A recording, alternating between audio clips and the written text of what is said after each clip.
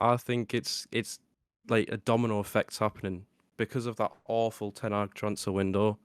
Then you brought Ineos in, who've had a decent transfer window to be fair, but I don't think they have the money to keep rebuilding this squad, and we keep getting further and further away from the likes of I, even just like I think Bournemouth, Fulham, and that. I think Brighton. a lot of the big issues, like on the Yeah, Amarim thing, I kind of agree with you. Bringing him in the summer would have been probably the optimal move.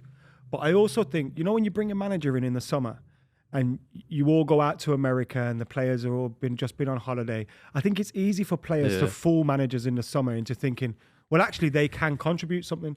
So I actually like the idea that he's now getting to learn about these players while the actual nitty gritty of a season's going on, because there's no chance to really fool him.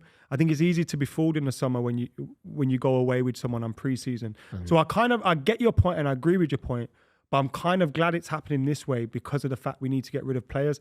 On the Ineos thing, I never wanted us to be state owned, so I'm glad that we didn't get state ownership. I understand that would have been easier for us to make deals happen and all that kind of thing.